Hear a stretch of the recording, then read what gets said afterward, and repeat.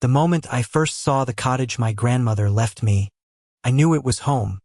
But the second my feet touched the gravel driveway, a woman with a perfectly coiffed blonde bob and a floral pattern dress was stomping toward me, her face pinched like a sour lemon. "You can't just park there," she said, her voice a piercing shriek.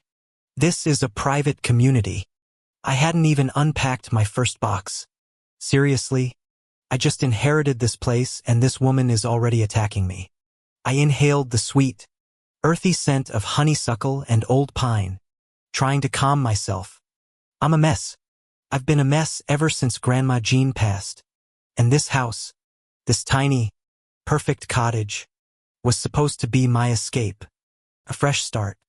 But this woman, this homeowners association president, she introduced herself as Cheryl, as if the name itself wasn't a warning, had other plans. She was a hurricane of passive-aggressive notes and loud, condescending comments. "That ivy is a public hazard. That weeping willow is so unsightly. Are you going to trim that rose bush? It's a disgrace. A disgrace. My grandmother's beautiful, wild garden, she'd grown it for 50 years. What was this woman's problem? The sound of her voice, high and thin, grated on my nerves with every syllable. Every time I heard the rattle of her keys, my shoulders would tense up. I tried to be polite, tried to explain I was still moving in, still grieving, still figuring things out, but she just scoffed. "Grief is no excuse for letting property values plummet," she said, tapping a manicured nail on my front door. The audacity! I just stared at her, utterly speechless. I mean, who says that? Days turned into a week into two. The little cottage, with its peeling paint and crooked shutters, was becoming my sanctuary. I spent hours scraping away old wallpaper, finding faded photographs of my grandparents tucked behind baseboards, and running my hand over the rough brick of the fireplace. One afternoon, I was pulling out an old rocking chair from the shed, smiling at a memory of Grandma Jean telling me stories in it, when my phone buzzed. It was a local real estate agent. "I'm so sorry to be bothering you, but the closing on your property is scheduled for Friday. Do you have a new address for the final paperwork?" My heart stopped. My property? What closing? My stomach dropped into my shoes and stayed there. Cold, heavy lump. A cold sweat broke out across my back. I felt dizzy, like the world was spinning. "What are you talking about?" I said, my voice barely a whisper. There must be some kind of mistake. The agent stammered, confused. "The sale of 1150 Hawthorne Lane?" The homeowners association processed everything. Everything? My blood went cold. I hung up, my hands trembling. Everything went silent. I could hear my own breathing, short and frantic. The honeysuckle now smelled like a threat. The peaceful sanctuary was gone. I walked out to the driveway, where I could see Cheryl standing on her porch, her gaze fixed on me. She gave a little, smug smile and a wave. That wave, a wave of pure, unfiltered evil. It was all so simple, too simple. She'd somehow manipulated the system, claiming the cottage was an abandoned property and that the homeowners association had the right to seize and sell it for community improvements. I just stood there, the sun beating down on my head, and watched as a moving truck with a sold sign in the window pulled up to the curb. A young couple got out, holding hands and smiling, their faces full of hope. And then I saw her, Cheryl, talking to them, pointing at the front door. I swear I saw her lips form a little, silent chuckle. That's when the rage hit me. A red haze.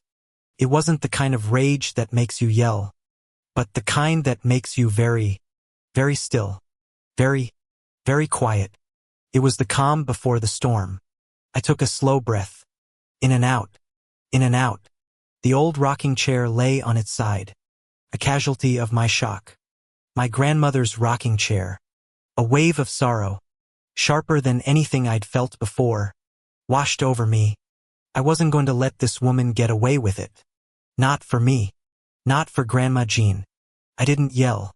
I didn't scream. I went inside and got to work. I called my lawyer. Then my lawyer called the county. Then the county called the judge. A flurry of emails and phone calls. I had the will, the deed, every single document proving that cottage was mine. The will was ironclad. She could claim anything she wanted. But the legal system, well, it wasn't a bunch of neighborhood busybodies. A few days passed and I felt a cool sense of determination. I packed up a small bag, got in my car, and drove to the cottage. As I pulled up, my hands gripping the steering wheel, I saw Cheryl in the driveway, holding a glass of iced tea and chatting with the movers. She saw me. Her eyes widened for a fraction of a second, then narrowed. She put on that patronizing smile again, the one that said, "Oh, look, the little girl is back." I didn't return her smile. I just got out of the car. I heard the crunch of my shoes on the gravel, a sound of resolve, the metallic click of a car door closing. "I don't know why you're back here," she started, her voice a honey-sweet poison. "The new owners are wonderful. We're all so happy to see the property revitalized." I didn't respond. I just looked past her, at the small truck filled with boxes. A second car pulled up behind me, a large, official-looking SUV. Two men in crisp blue uniforms got out. They were court officers. They held a folder and a clipboard. Cheryl's smile froze. Literally. The change on her face was instantaneous. A mask of smugness cracking into a portrait of pure, unadulterated fear. Her eyes darted from me to the officers.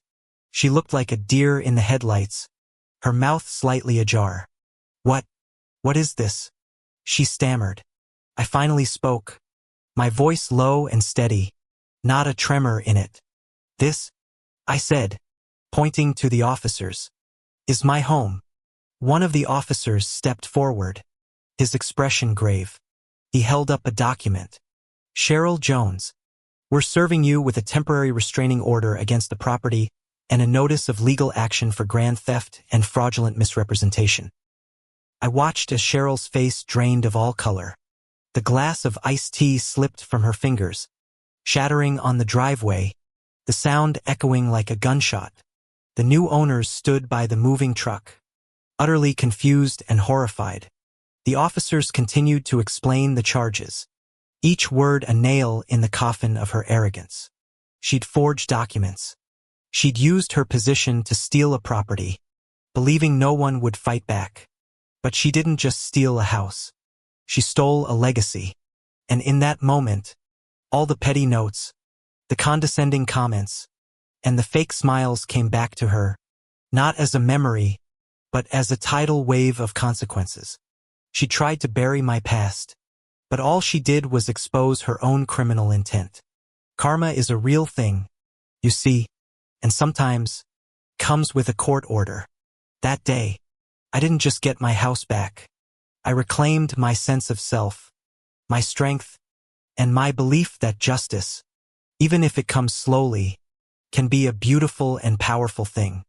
I watched as she was escorted away, her head down, the perfect bob now looking so very, very small. My grandmother's cottage was waiting. I smiled at the new owners. "Well," I said, "looks like we have some unpacking to do."